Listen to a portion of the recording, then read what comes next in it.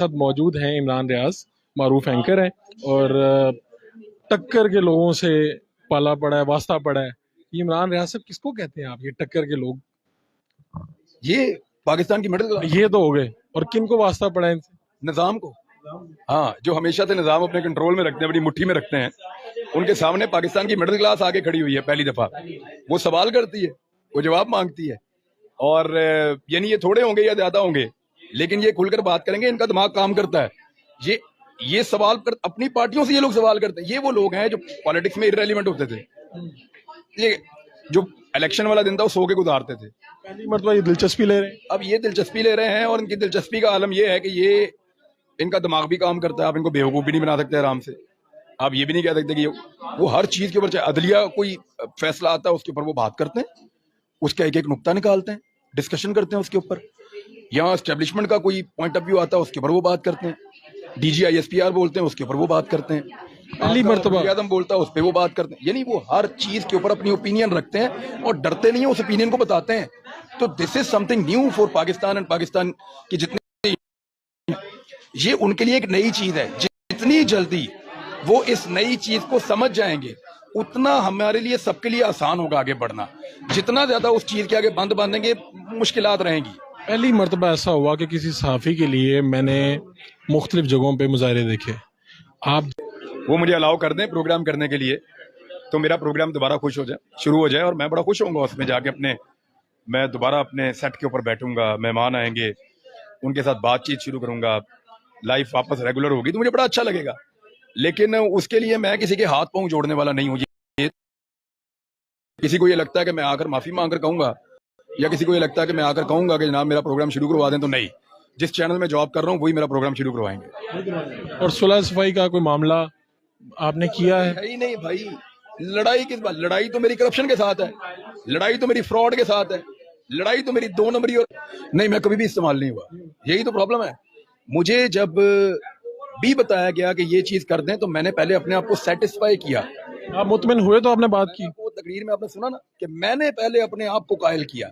जब मैंने अपने आप को कायल कर लिया, तो मैं इस लड़ाई में उतर गया अपनी मर्जी से। अब उतरा हूं अपनी मर्जी से, छोड़ूंगा भी अपनी मर्जी से। ये मैं कह रहा था, तो कोई गलत बात है?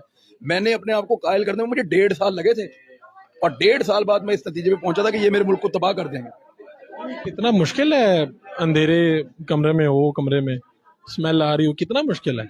वो कुछ भी नहीं होता है। कुछ भी नहीं होता। मैंने वैसे वहां आपने कहा था कि 2 दिन में आदी हो जाऊंगा मैं। सेहत कैसी है आपकी?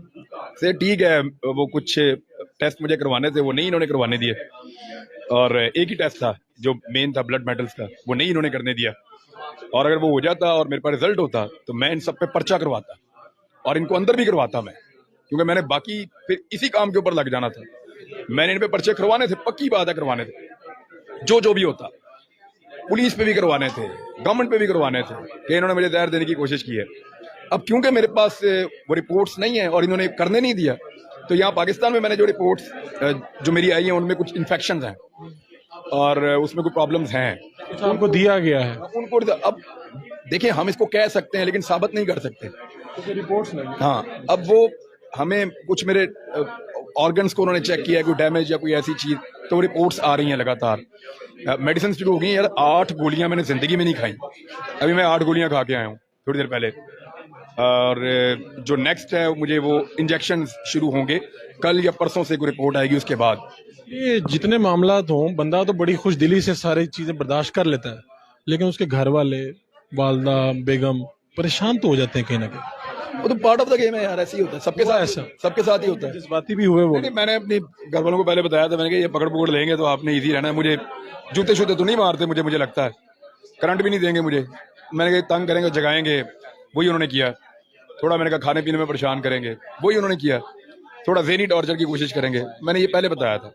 मैंने कहा अगर आपको लगता है कि मुझे जूते मारेंगे, डंडे मारेंगे, मुझे कोई उल्टा लटका देंगे या 3rd डिग्री देंगे, तो मैंने कहा मैं जर्नलिस्ट हूँ, मुझे नहीं लगता पाकिस्तान में इतना बुरा भी हालात हो गए कि वो ये करेंगे। तो ये तो मैंने कहा नहीं करेंगे। मैं घर बता कर गया था। घर में से कोई रोकता है कि यार इतना सख्त ना बोलें, इतना इस तरह ना करें? कोई रोकता है? कोई भी नहीं रोका। आप कन्विंस कर चुके हैं उन सबको? नहीं, वो मुझे कन्विंस करते हैं। हाँ, हम मेरे घर में मुझे कोई नहीं रोकता। मैं एक बड़े सीनियर जर्नलिस्ट हैं, उन्होंने मेरे वालिद साहब को कहा कि हाथ जोड़ के कि अल्लाह का वास्ता इसको मना करें। तो मेरे वालिद ने उनसे पूछा ये गलत कर रहा है? उन्होंने कहा नहीं। मैंने कहा फिर इसको हौसला देना, डराना नहीं है। पाकिस्तान तहरीक इंसाफ, आप जब खुल के बात कर रहे हैं तो बहुत से लोग कहते हैं कि आप तहरीक इंसाफ के बयानिए की हमायत कर रहे हैं। आज इनको सूट कर रहा है ना, तो इसलिए बड़े खुश हैं। कल तक मेरे ट्रोलिंग पता कैसे होती थी?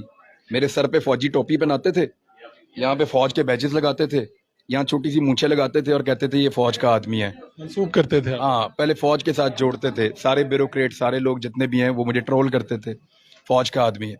आज कह रहे इनका है, कल कुछ और कहेंगे, तो चलता रहेगा, कोई बात नहीं। ये नारे आपके, इमरान रियाज जिंदाबाद, इस तरह के नारे जब बुलंद हों सड़कों पे, तो दरमियान में कोई दिल करता है थोड़ा सा लीडरशिप बनने का, कोई इलेक्शन लड़ना है? इससे खौफ आता है।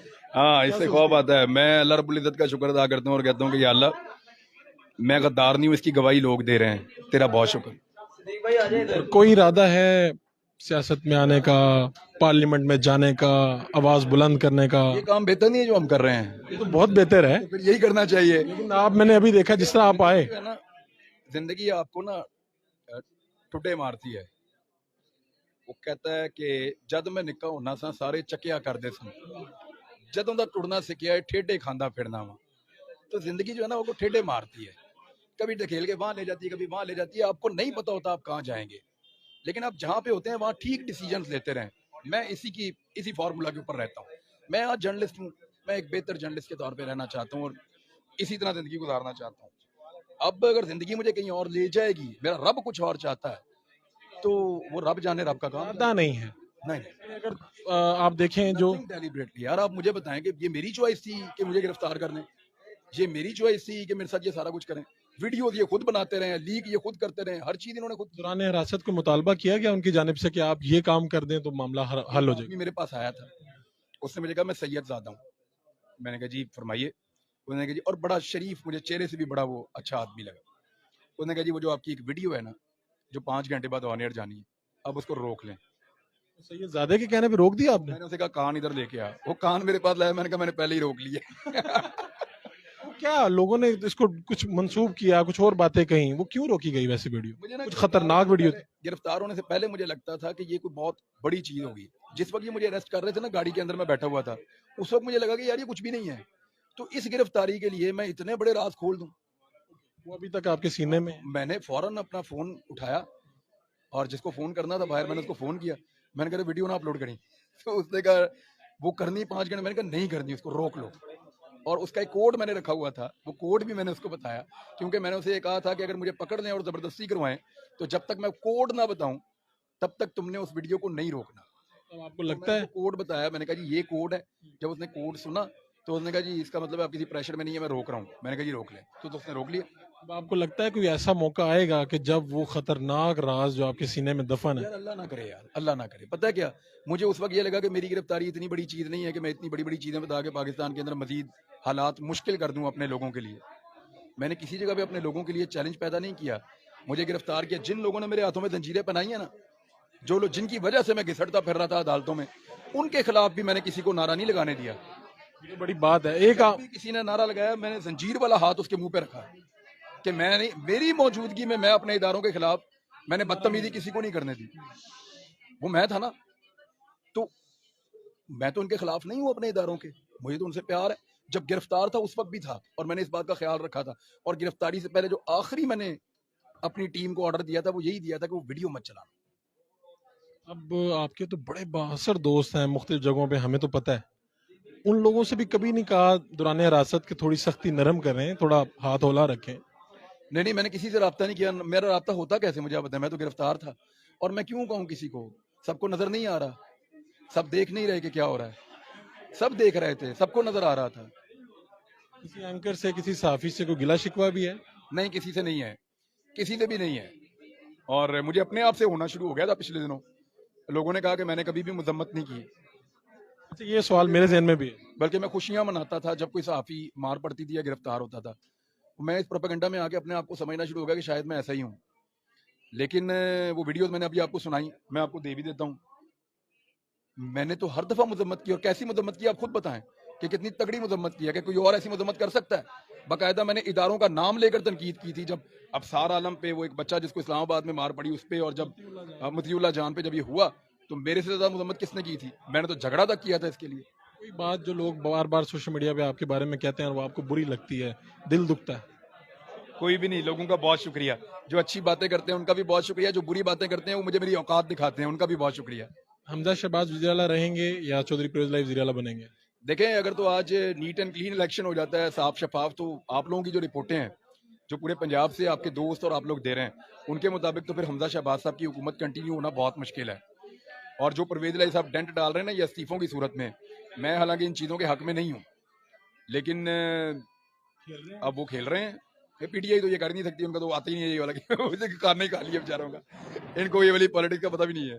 जब तक इनको समझ आएगी, इनके अपने बंदे फारूक हो गए होंगे। इमरान खान साहब ने राब्ता किया जब आप हिरासत में बाहर आए, फोन आया? नहीं, मेरा इमरान खान साहब से कोई मुलाकात या फोन पे बात नहीं हुई।